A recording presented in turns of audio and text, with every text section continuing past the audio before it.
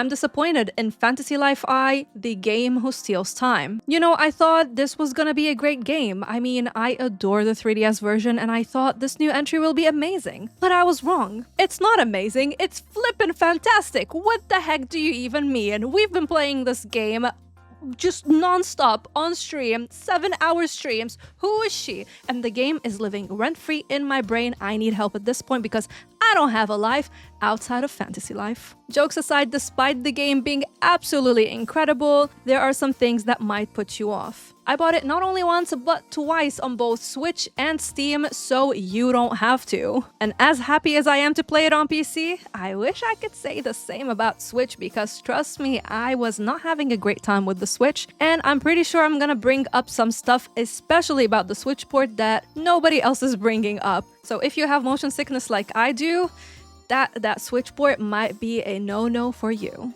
Note that the footage that you're gonna be seeing is from PC unless I state otherwise. Most of the Switch version footage will be dedicated once we start talking about the Nintendo Switch and the performance on there. Squish the like and subscribe button so you can stay tuned for all of my Fantasy Life content, and let me start answering all of your questions.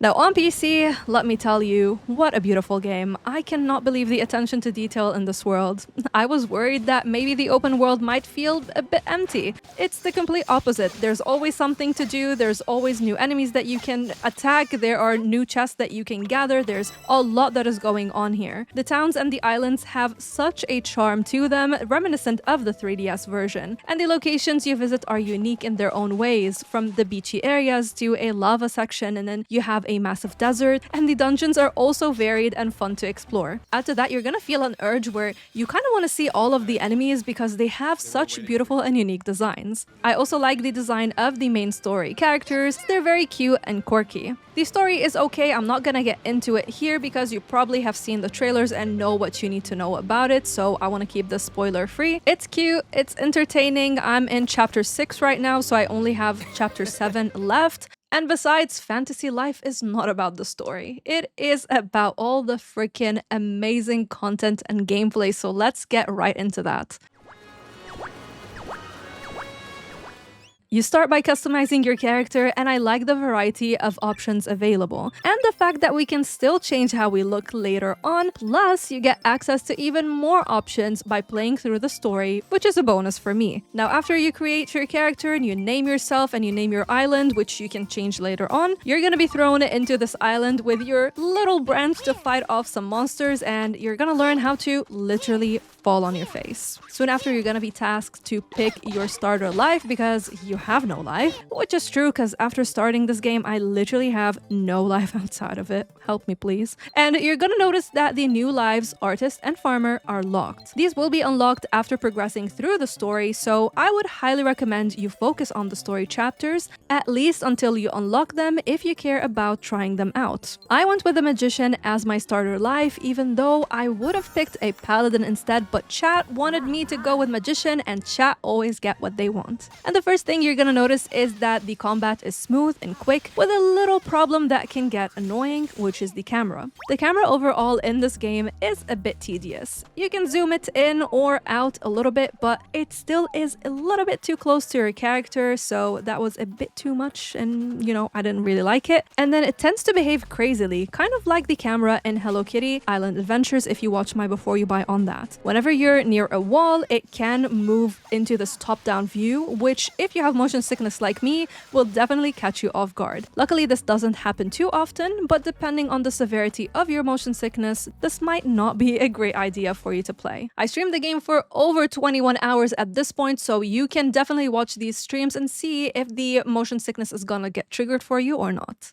The Magician life is very fun. You can attack from a distance and you unlock some arcane arts, and eventually you get to switch between offense, defense, and healing stances. One thing that I noticed is that when you're trying to use the attack where you hold down your controller to use these arcane arts, it takes a little bit too long, and because the enemies are always charging at you, they're trying to corner you, I ended up mostly resorting to my quick attacks and any of the new skill abilities that I unlocked. Of course, you also get buddies to help you out. In a solo experience, you're gonna get 3 at a time, and each have their own assigned life. A combat life buddy will be great to help you fight, a crafting life buddy can help you in crafting, and a gathering life buddy can gather stuff for you or with you. One thing to note is that they will say the same thing over and over again when exploring the world, and it can get pretty annoying, so you might want to turn the voices down. While there are a few voice-acted lines in general, they are pretty much just repeating the same sentence, so you're not gonna miss out on a lot if you just rather want to have a peace of mind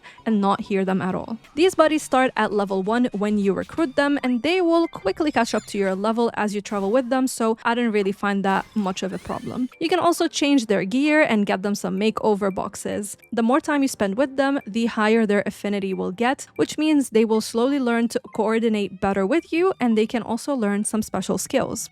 Speaking of skills, every life that you get has a massive skill board with about 64 nodes that you can unlock. These nodes will make you stronger, they're gonna give you more HP and more SP, they're gonna increase your crit rate. You can also unlock some pretty fun charged attacks. These attacks might need some time to recharge, but you can unlock nodes that decrease the charge time. You can also level up your buddies by using an item that you collect from dungeons to soup up your buddy.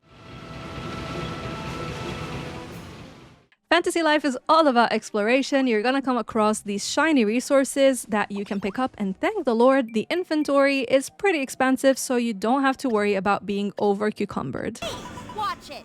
So hoard away, because you're gonna need all of these items later on to craft. You can definitely focus on one life and use Dosh, which is the in-game currency, to buy materials, but I feel like it's gonna be very expensive for you. So while you can do only one life at a time, I recommend doing a bit more if you want to just keep some money for yourself. However, I do suggest that you get at least one combat life. Trust me, you're gonna thank me for it. And make sure you get that life before you head out to Gynormosia for the first time. Back to the items, some of them can be forged with any life, others will be life specific. Wood needs a woodcutter, ore needs a miner, fish needs an angler, etc. And all of these gathering lives have a sweet spot feature where if you hit the ore or wood at the right spot, or if you reel in the fish at the right spot by using this ring, you're gonna deal greater damage. You can also play around with the regular attacks or strong attacks, as well as use special abilities that you unlock through your skill tree to deal more damage, since both trees and ores will regain HP if you're too slow, and your goal after all is to deplete their HP, whereas a fish can break the line and swim away if you keep reeling it in the wrong way. To quickly show you fishing, you throw your line in, you wait for the fish to bite, and you reel in. You see this ring in the middle? You can move your analog stick around and try to reel in. If you're in the wrong spot, this bar will drop, and once you hit the bottom, the fish will be lost. If you hit the right sweet spot, your bar will be filled up, and you'll feel some rumble in your controller if you have that enabled. With the boss fish, the sweet spot will keep moving, so it becomes a bigger challenge. But this is where getting proper skills will be a game changer for you. I will be making a jumbo tips and tricks video to help you with lives and everything that you need to know, so stay tuned for that. With the trees and the ore, the HP bar will refill, so you need to do more damage than the rate that the tree or the ore is regaining its HP at. Keep in mind that you have a stamina bar to maintain in all of these lives, so if you lose all of your stamina, you're not going to be able to do anything anymore, and the fish will swim away, whereas the ore and the trees will regain all of their HP. In terms of combat, you can dodge away in all of them, but you still have a stamina bar that you need to manage. Special abilities and strong attacks will chip at that bar, but again, picking up the right skills in the skill tree will be very helpful. I haven't tried Hunter nor Mercenary, and I doubt I will because I'm not a big fan of neither the bow nor the two-handed sword. However, Magician has been very fun to play. I'm definitely very squishy at the moment, but proper gear will help me fix that, while Paladin was enjoyable for the time that I got to test it during today's stream. With the Paladin life, you can block, attack, and dodge. You can become stronger by gathering, buying, or crafting stronger gear and weapons, which will increase your stats. These stats are different from the 3DS version and they don't feel as punishing as they were, which is a welcome change, especially for newcomers to the series. You also get elemental effects similar to the 3DS, and we have light and dark elements, which I believe are new, but correct me if I'm wrong. Because some enemies might be resistant to certain attack types, it's always a good idea to have a melee combat style available so you can switch to it and mitigate your shortcomings, especially if you're trying out the magician life. Similarly, if you're doing mercenary or paladin, it's probably a good idea to have either hunter or magician on hand. Also, I know that hunter can have a variety of arrows with different status effects that you can hit the enemy with. So you can poison, freeze, burn them, etc., even put them to sleep. But keep in mind that the enemy can also do the same to you, which is gonna get you in trouble. This is where you can use your wheel to access your potions. You can allocate different potions and food and stuff like that to the wheel. I also unlocked both the farmer and artist life, and I love how their introduction was tied into the main story. To farm, you buy some farm plots and you place them on your island, then you have to make sure that your crops are watered. Farming is not as in-depth as a farming game would be, and that's totally fine for me. You have some skills to unlock to make it easier for you to harvest your crops, and you can come across some of these like boss harvests where you need your character to step on the red marks that are showing on the ground, and you gotta execute attacks from these locations, which are also going to be moving pretty quickly. Now, the issue that I have is with watering your plants. They never tell you like when they need watering again, and I have got so many of them withering away, so I hope there's going to be a workaround for this.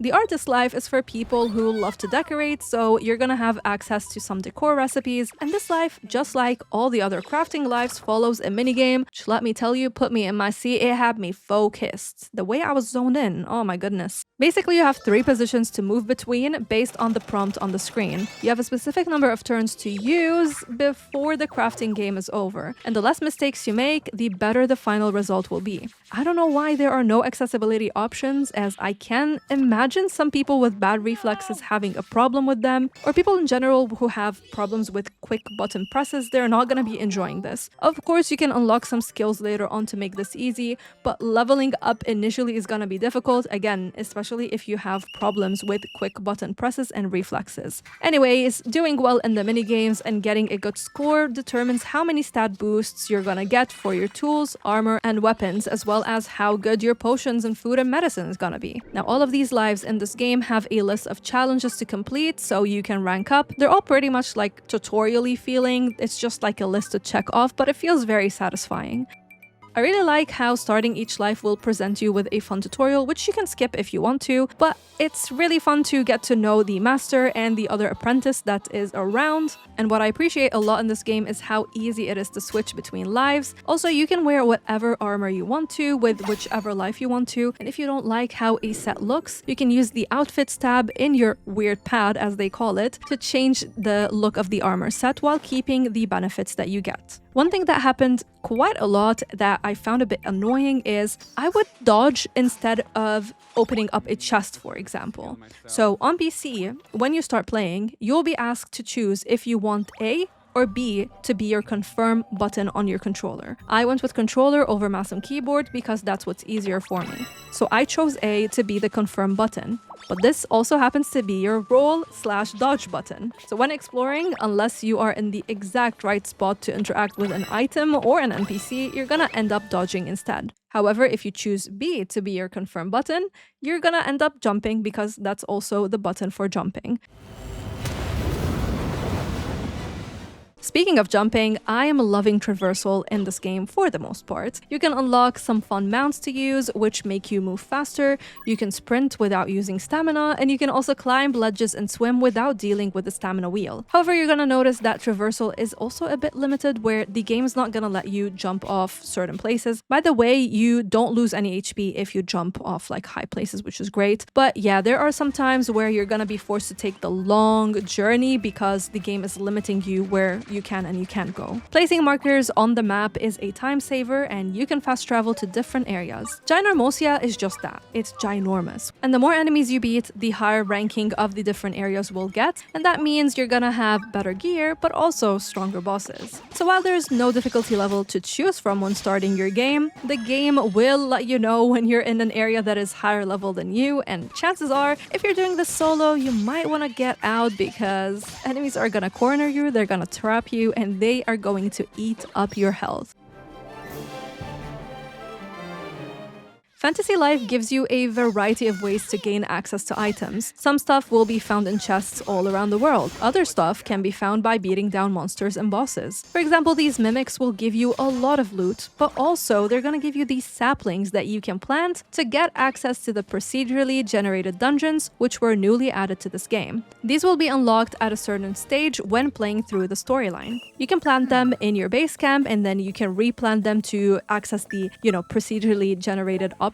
And inside the dungeons, you have a bunch of floors. This is a bit like the Cult of the Lamb, where you choose the path that you want to go through until you reach the bottom and you beat the final boss. Each dungeon will have a random focus. Some are mostly focused on harvesting, so you're gonna need to be good at farming. Some have a focus on fishing or mining, etc. Every floor will have an objective to complete to open up the portal to the next floor. Inside, you can sometimes find this goddess statue, and if you choose to interact with it, you're gonna be presented with a riddle, which is very easy to, answer correctly. And when you answer correctly, you're gonna receive a lot of valuable stat boosts for the specific floor that you find the statue at. You can left-click on your D-pad to see them, but if you answer wrong, you're gonna get a debuff. It's gonna be very rare though to get the answer wrong. The dungeons are very fun, especially in multiplayer. I streamed the game in multiplayer with Josh yesterday for 5 hours and we had so much fun. The basics is that it was a little bit hard for us to find each other's session, but once we did, it was all good to go. Then you choose what you want to do. Do you want to go to the dungeons? Or perhaps you want to explore Ginormosia, where the big desert is. And the game will time your expedition for either 30 or 60 minutes, depending on the location. The time limit was not a bother at all, and you're always gonna find yourself finishing what you need to do before the time runs out. You can have up to 3 friends visiting you, and they can collect Celestia's gifts from your island. I'm gonna explain what that is in a bit, as well as the features that you can do on your island. Anyway, the multiplayer is a little bit limited, where you can't complete the story quests, for example, and when we played, life challenges were also not available. But Level 5 quickly issued a patch allowing you to do the life challenges in multiplayer, which is great to see. You can still craft potions and items for each other, you can give each other gifts, you can access your skill board, you can change your gear and outfits as well as your mount. Loot is gonna be given to both of you, but it can be random at times, so sometimes Josh and I found the same loot, other times it was different for both of us.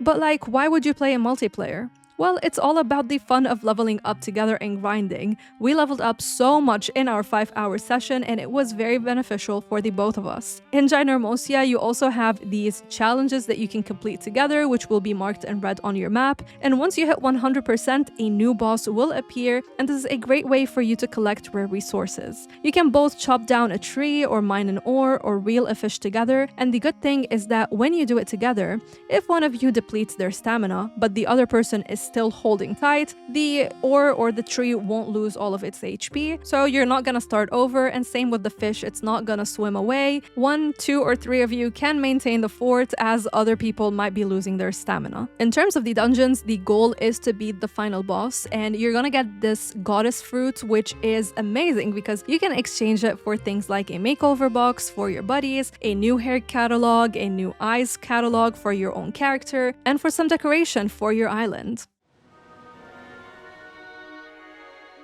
Now, if Fantasy Life has been catching your eye because you're an Animal Crossing fan and you're thinking, oh my goodness, this is just like Animal Crossing, you're gonna be disappointed if you think this is like Animal Crossing, because the island, your base island, is the only thing that's similar to Animal Crossing, and maybe like the graphics. You're gonna get your own island to terraform with debris that you have to clear off, and you have these strangelings that you can find, and then you return them to their human form, and they will move in on your village and you can build houses for them. And you can also decorate your house, but without your robot, of course. You can't decorate the villagers' houses though.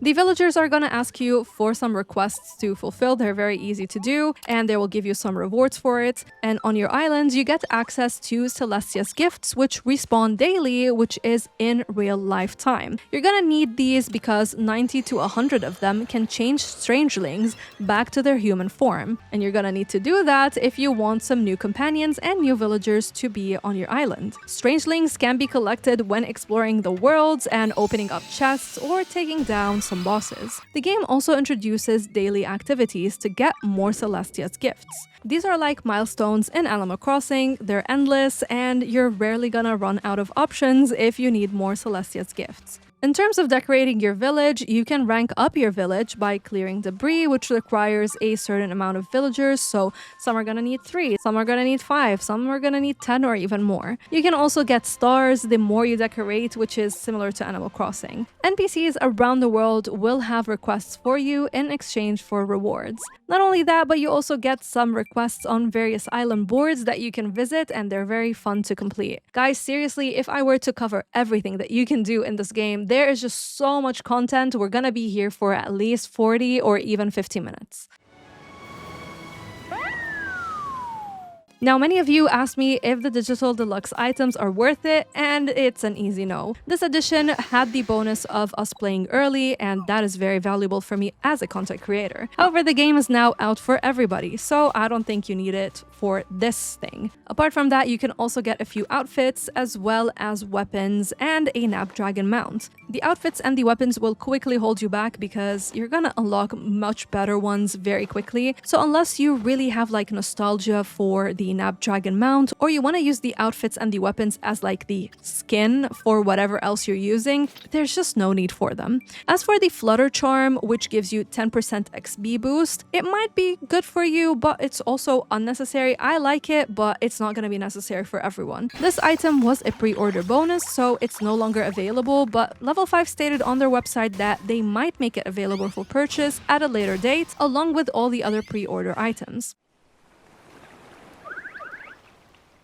Another question that I got a lot is about couch co-op. Me and Mr. Bubbles tried it on stream and it was extremely underwhelming. Mr. Bubbles was very bored very quickly because his role as Trip is very minuscule. Trip can give you some health, he can help you with gathering and stuff, but again, his role is very small. When we started the game, for example, I was doing 48 damage at the time while Trip was merely doing 1, and Mr. Bubbles had to stay by my side the whole time. So this is not going to be something that I'd assume anyone would want if they want to feel more involved in the save file. Speaking of save files, you only have 1 per user, which is a dumb decision. And another anti-consumer thing from Level 5, I've discussed their anti-consumer behavior extensively in this video, so check it out next if you want to know what I think about it.